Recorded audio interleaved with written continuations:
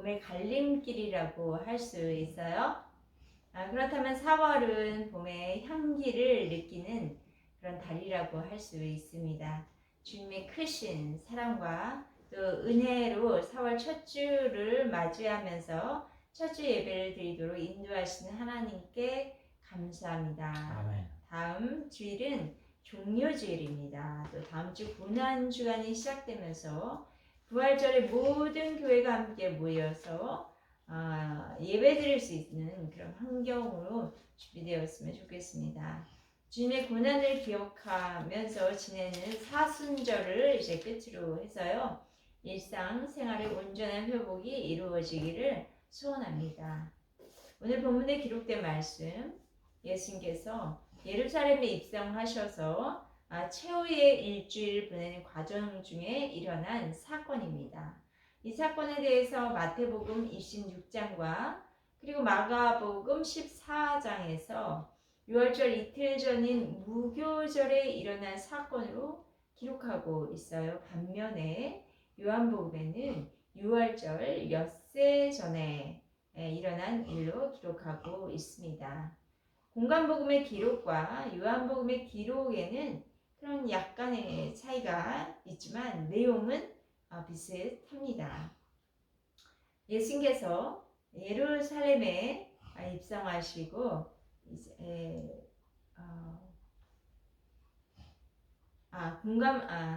예수님께서 예루살렘에 입성하셔서 저녁 때 베다니에 내려와 이제 주무시고 아침에는 예루살렘으로 들어가셔서 사역하셨어요.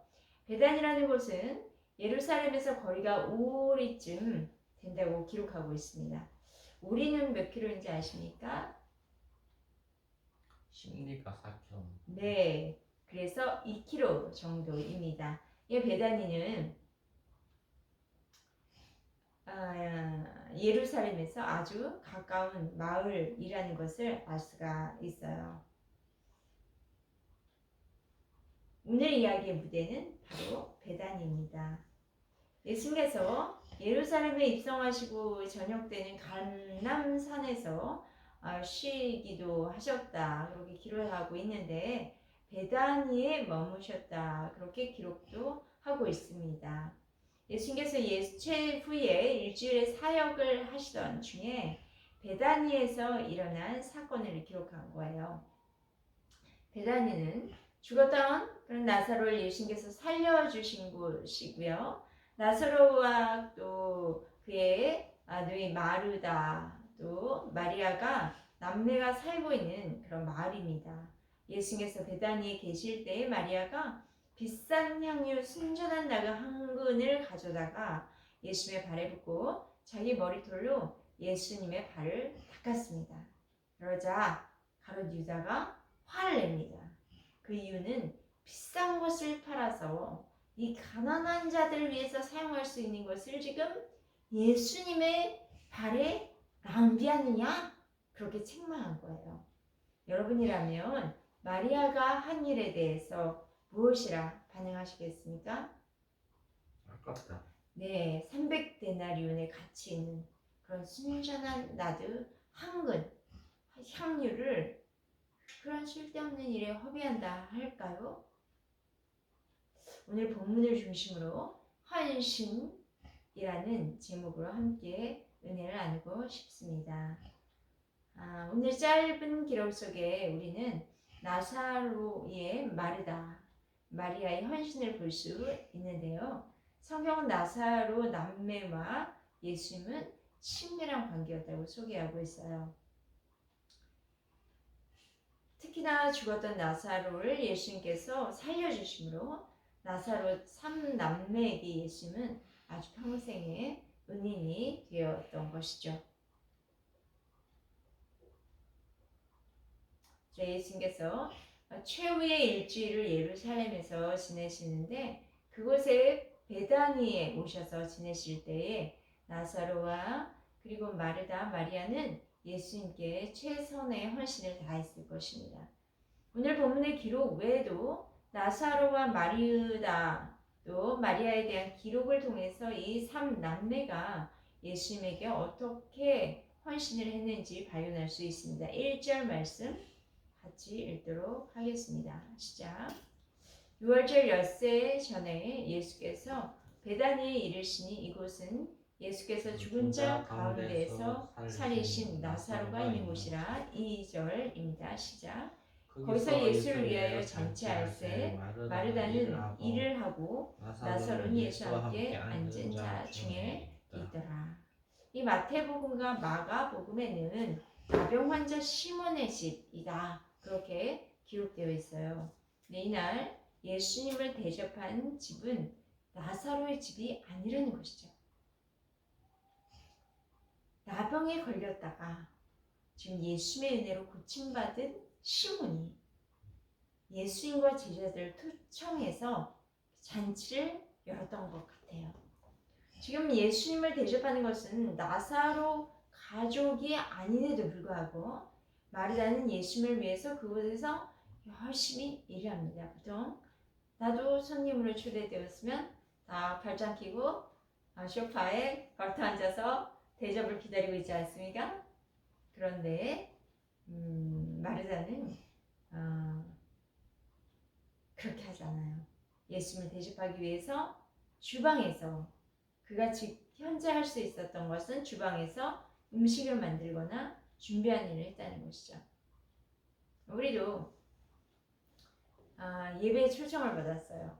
그러면 뒷짐지고 남의 집에 온 것이니까 이렇게 그냥 섬김 받고 대접받고 가면 되지라고 생각할 수 있는데 오늘의 마르다의 모습은 그렇지 않습니다. 본인이 이곳에 예수님이 계신 곳이고 또 예수님이 함께한 잔치를 하고 있기 때문에 자기가 몸소 할 수 있는 일은 적극적으로 찾아서 하고 있는 것을 볼 수 있습니다.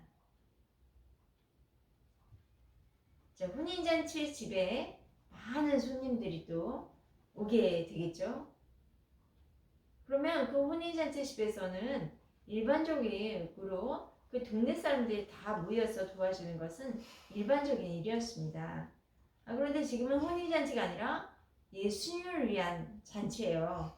예수님께 받은 은혜가 너무 감사해서 예수님을 위한 잔치를 지금 마르다가 헌신하며 준비하고 있는 것입니다.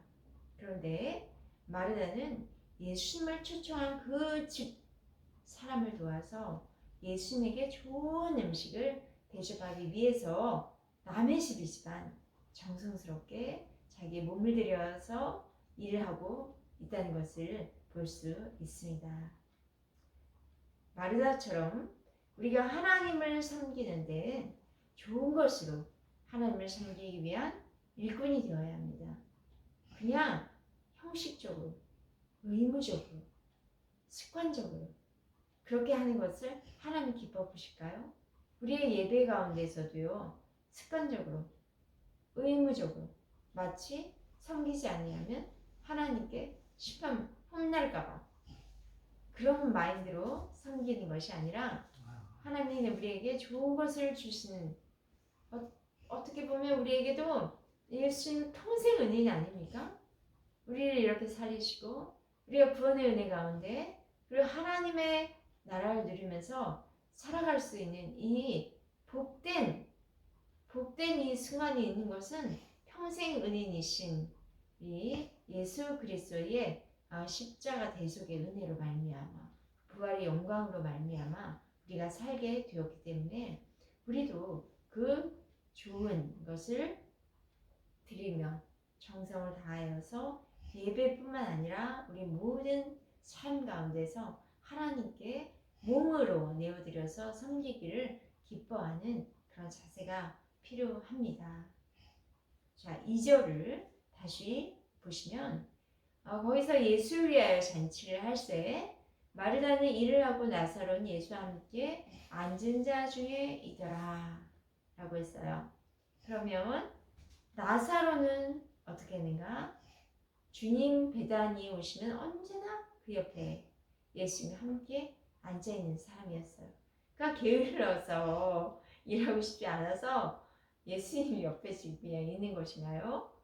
그렇지 않죠. 나사로는 시몬의 집에서 예수님과 함께 앉아 있는데 여기서 앉아 있었다는 것은 집중하는 거예요. 어디에 집중하는 거예요? 말씀. 네, 하나님의 예수님의 말씀이 어떤 말씀을 주시는지 그 지혜 무궁무진한 예수님의 지혜의 말씀이 너무 좋고 너무 귀해서 그 옆에서 집중하고 있는 것입니다. 또 이렇게 예수의 말씀에 집중한 자에게는 하나님의 은혜의 복이 넘치게 미치는 줄 믿습니다. 예수님께서 베다니에 계실 때 많은 사람들이 이제 베다니에 왔는데요. 이유는 예수님이 거기 계신 것을 알고 찾아왔을 뿐만 아니라 이제 죽었던 자를 일으키신 그 예수님의 그 놀라운 기적의 영광 되시는 예수님을 보기 위해서 또 그 기적의 증인인 나사로를 보기 위해서였다고도 기록하는 부분이 9절 말씀에 있습니다. 9절에 유대인의 큰 무리가 예수께서 여기 계신 줄 알고 오니 이는 예수만 보기 위함이 아니요 죽은 자 가운데 살리신 나사로도 보려 함이러라. 이렇게 나사로는 예수님께서 자신을 다시 살려주신 것에 감사하면서 늘 예수님 곁에 있었고요. 또한 사람들에게 예수님께서 행하신 일을 증거도 했을 것으로 우리는 예측합니다. 그러면 우리가 마르다처럼 일꾼이 되어 헌신할 수도 있고요. 또 주님 곁을 떠나지 않고 주님의 말씀을 열심히 청정한 영으로 청정해서 듣는 그런 헌신이 있을 수 있고요. 더해서 예수님께서 나에게 베풀어 주신 은혜를 증거해서 세상 사람들로 하여금 예수님을 믿게 하는 그런 헌신이 있었다는 것이죠. 자, 마르다 그리고 나사로 다음에 마리아의 헌신은 무엇이었을까? 3절 같이 읽도록 하겠습니다. 시작. 마리아는 지극히 비싼 향유 곧 순전한 나드 한 근을 가져다가 예수의 발에 붓고 자기 머리도로 그의 발 닦으니 향유 냄새가 집에 가득하더라. 누가복음 10장 39절에 말씀이 있습니다. 그에게 마리아라는 동생이 있어 주의 발치에 앉아 그의 말씀을 듣더니 라고 기록되어 있어요. 마리아는 예수님의 발치 앞에 앉아서 열심히 말씀을 듣는 사람이었습니다. 믿음은 들음에서 난다고 했기 때문에 예수님의 말씀을 들으면 들을수록 믿음은 자라나겠죠. 마리아는 말씀을 듣는 것이 그 어떤 것보다 중요하다고 생각해서 말씀을 아주 귀 기울여 듣고 예수님이 어떤 분이신지 예수님의 가치를 발견한 사람이에요. 그리고 액션을 보여요. 믿음은 듣기만 하는 그거 끝나지 않아요. 믿음의 행동을 수반하게 되는데 마리아는 예수님께 받은 그 귀한 은혜가 너무 감사하고 예수님의 가치가 어느 정도인지를 알기 때문에 그 가치만한 것을 자기에 있는 귀한 가치의 것을 드리는데 그것이 무엇인가요? 우리가 주님을 섬기고 온전히 드리는 그런 헌신은 어떤 것일까요? 또 주어진 상황과 개인의 상황에 따라서도 좀 다를 수 있지만 중요한 것은 나의 가장 귀한 것을 주님께 드렸다는 것입니다. 아마도 마리아에게 있어서 그 순전한 나드 한 근의 향유는 앞으로 여인이 이것을 소유할 수 없는 것일 수도 있는데요. 그것을 미래를 위한 어떤 대비책으로 지금 이렇게 가지고 간직하고 있는 것일 수 있는데요. 그것을 어떻게 했어요? 주님께 드리는 헌신을 했습니다. 3절 한번 보겠습니다. 마리아는 지극히 비싼 향유 곧 순전한 나드 한 간을 가져다가 예수의 발에 붓고 자기 무리들로 그의 발을 닦으니 향유 냄새가 집에 가득하고. 네. 마리아가 드린 향유에 대해서 5절 말씀 보면 이 향유를 어찌하여 300데나리온에 팔아서 가난한 자들에게 주지 아니하였느냐? 라고 가룟 유다가 책망하죠. 향유의 값이 얼마요? 300데나리. 네, 300데나리온입니다. 이 정도는 값비싼 것인가요? 네, 값비싼 얼마나 값비싼 것인가 우리 한번 보도록 하겠습니다. 마리아가 예수의 발에 부은 그 향유 나드는 인도에서 나는 것입니다. 그래서 히말리아 산맥의 그 3,000m 고지에서 자생하는 그런 마타리과에 속한 다녀주예요. 그러니까 히말리아, 부탄, 네팔, 티베트, 뭐 인도, 동부 등의 나드의 원산지인데요. 이 나드는 인도에서 난 다른 향료나 뭐 약재 등과 함께 이제 중동 지역으로 거래가 될 정도로 아주 역사가 오래되었고 진귀한 향료였습니다. 박물학자 그 프리니라는 사람은 나드의 향료의 원료가 되는 나드초의 뿌리 1파운드, 1파운드는 400g, 약 400g 정도라고 하는데요. 그것의 가격이 이 100데나리온이었다고 기록을 합니다. 이것으로 기름을 짰기 때문에 뭐 10배나 15배 정도의 높은 값으로 책정을 것이라고 짐작을 합니다. 그러면 데나리온의 값어치가 어떻게 되는가 그것이 이제 궁금한데 당시 로마나 히브리인들은 귀한 손님을 맞이했을 때 어떻게 하냐면 화환을 손님의 머리에 이렇게 씌우거나 아니면 값비싼 향유를 머리에 붓는 풍습이 있었습니다. 그리고 시체를 장사할 때도 향유를 발라서 방부 처리를 하는 풍습이 있었습니다. 마리아가 예수님께 드린 향유의 가치에 대해서 그 가롯 유다는 300데나리온에 팔 수 있었다라고 이야기합니다. 한 데나리온. 그럼 여기서 데나리온의 값어치 5만 원. 네, 하루 일당. 5만 원. 네, 하루 일당. 하루 품삯. 5만 원이면 뭐 10만 원. 10만 원. 지금은 시급 얼마죠? 지금 만 원. 시급 10,000원이니까 뭐 8시간 생각하면 8만 원 10만 원 치면 네. 30억. 네. 300데나리온은 1년에 365일이니까요. 뭐 이제 뭐 주말 뭐 이런 거 빼면 아무튼 거의 연봉 수준이라고 할 수 있어요. 마리아는 자신이 가진 것 중에 가장 귀한 것을 아낌없이 예수님께 내어 드린 거예요. 억지로 했나요? 인색함으로 했나요? 습관적으로 했나요? 그거 아니에요. 자원함으로, 기쁨으로, 즐거이 헌신한 거예요. 그래서 고린도 후서 9장 7절에 이런 말씀으로 뒷받침을 할 수 있는데요. 각각 고린도 후서 9장 7절 말씀은 각각 그 마음에 정한 대로 할 것이요 인색함이나 억지로 하지 말지니 하나님은 즐겨내는 자를 사랑하시느니라. 마리아 하시는 자신의 전부를 드린 것입니다. 고대 시대에 여인이 자기 재산 만든다는 것은 쉽지 않은 일이었는데요. 아마도 유대 여인들 사이에 틈틈이 모은 돈으로 비싼 물건을 사서 소유하는 것은 뭐 재산을 증식하는 방법으로 여기기도 했고요. 또 비싼 물건 소유하는 것으로 뭔가 가치 있게 또 나만의 어떤 즐거움을 삼았던 것 같습니다. 한편으로 여인들의 향유를 준비하는 것은 혼수를 위한 것이라고도 말하기도 합니다. 그런데 마리아는 자신에게 있어서 가장 귀한 것, 자신을 지켜줄 든든한 것을 준 게 지금 전부 드린 거예요.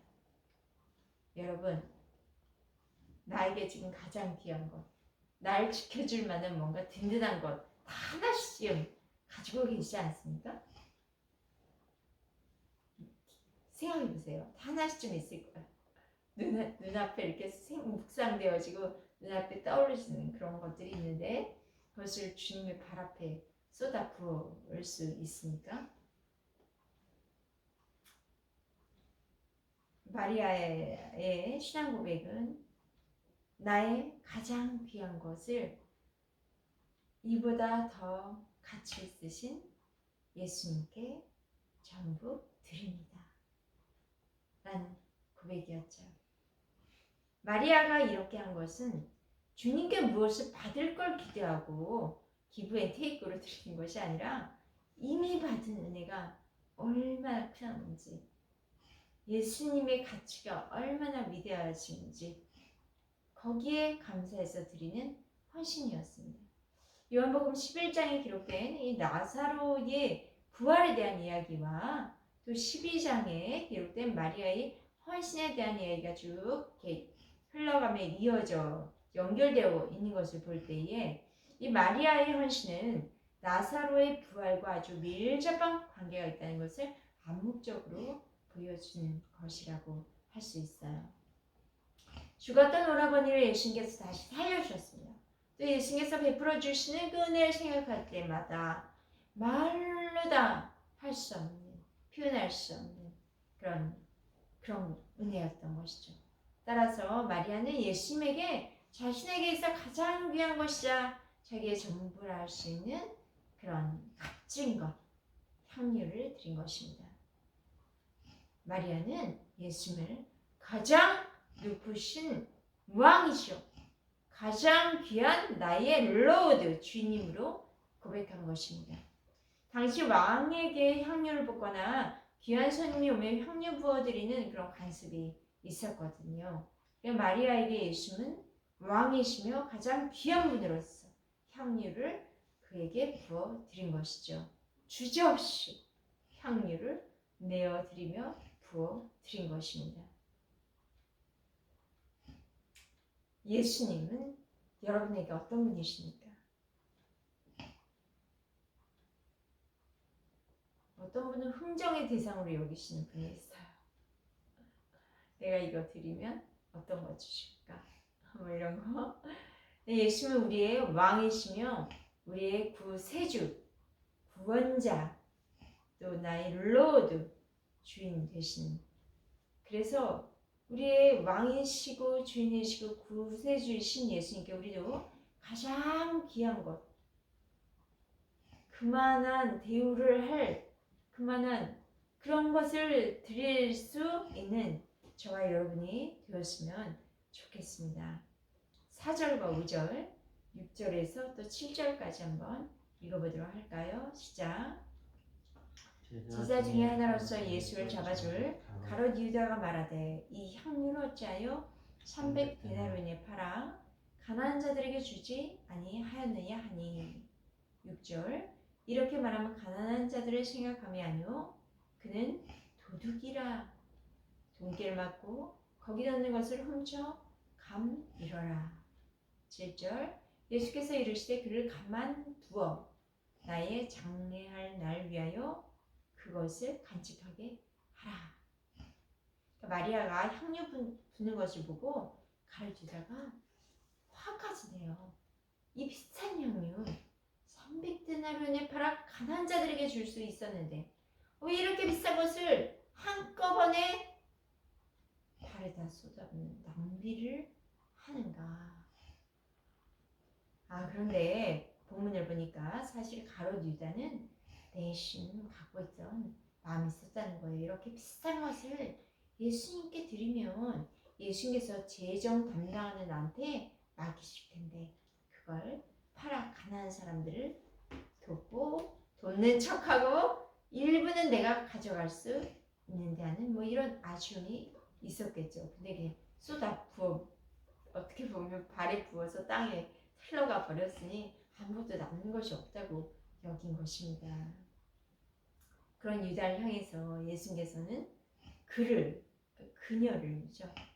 가만 두어라 말씀하셨습니다. 가롯 유다의 말 듣고 가롯 유다를 예수님은 다시 데려 막으신 거예요. 그를 가만 두어라. 마태와 마가복음에는 예수님께서 유다 책망하신 뒤에 유다가 제사장에게 가서 돈을 받고 예수를 넘겨주기로 했다고 기록하고 있어요.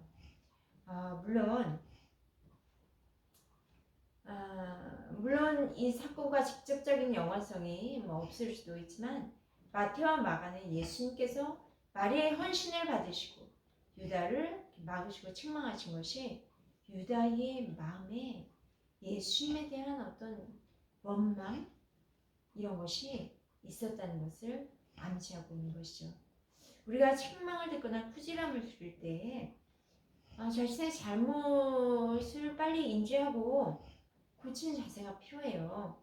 책망과 꾸지람을 듣고 그냥 감정적으로 해석해서 나를 미워하는 것으로 여기고 이렇게 반발할 수도 있는데 그 책망과 꾸지람, 예수님이 주시는 영적 책망과 꾸지람에 대해서는 우리가 반드시 그것을 인지하면서 잘 견뎌서 그럴 때 큰 잘못으로까지 이어지지 않습니다. 예수는 마리아가 한 일에 대해서 의미를 지금 부여해주고 계시는 거예요. 7절 말씀 같이 읽도록 하겠습니다. 시작.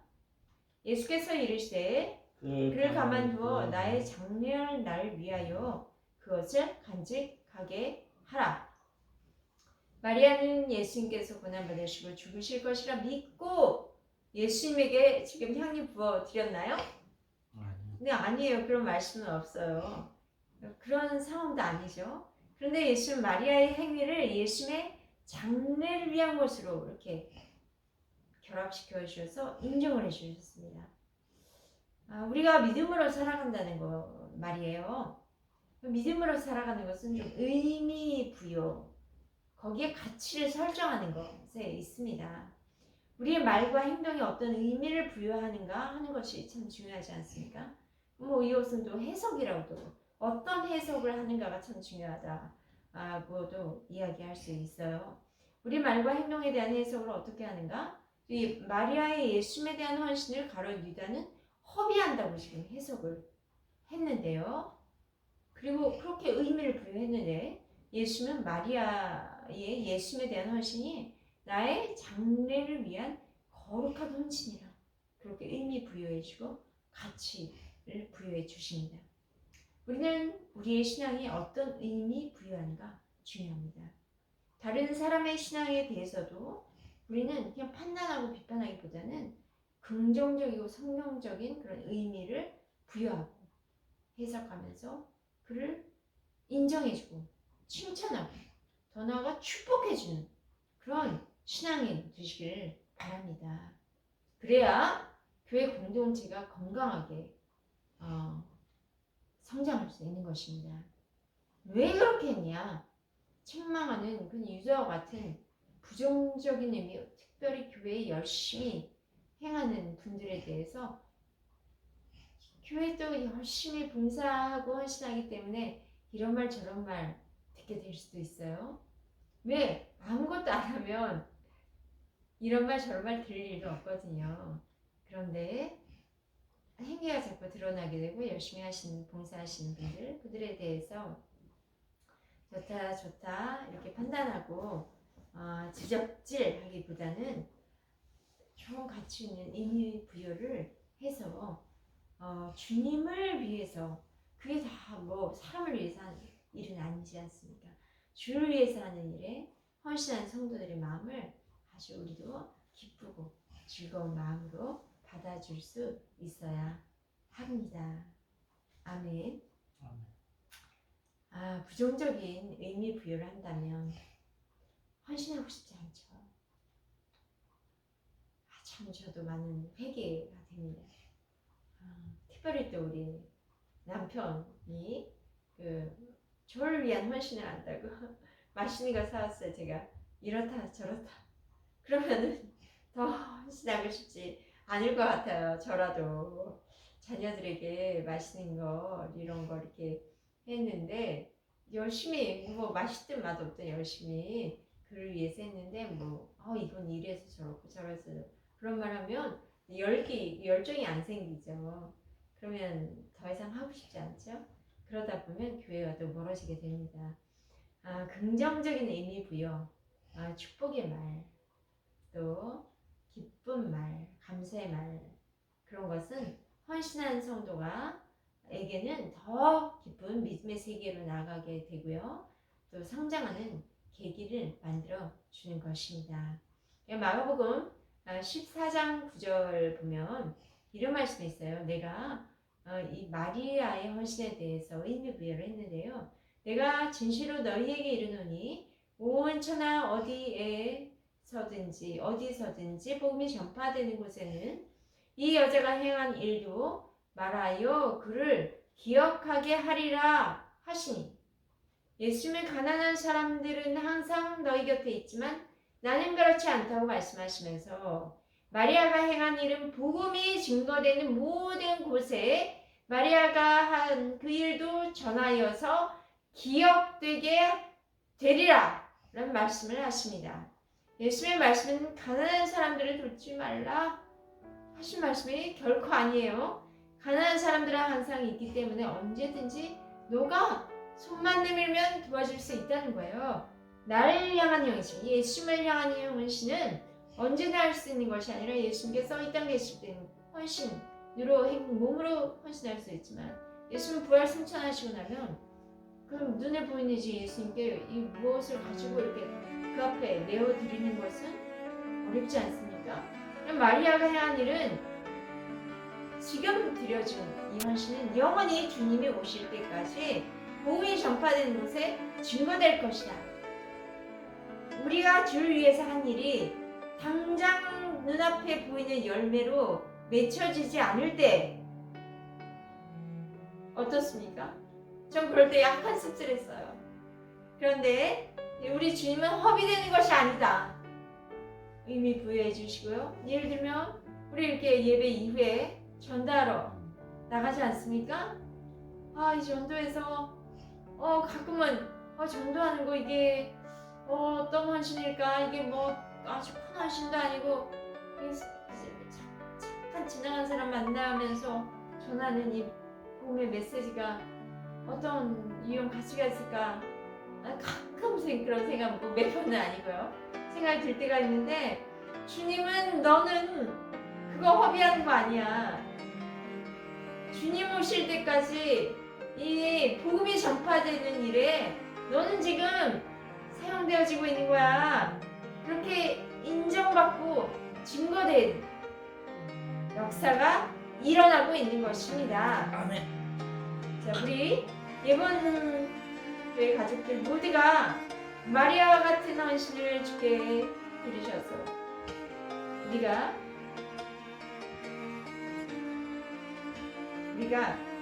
한 일, 그것이 영원히 기록되고 성경책에도 지금 당장은 성경책의 생명책에 예수님이 갖고 계시는 그 생명책에 기록되고 인정받아 하나님께 헌신된 예번교회 가족이라고 인정받기를 축복하고 기도합니다. 아멘. 기도하시겠습니다.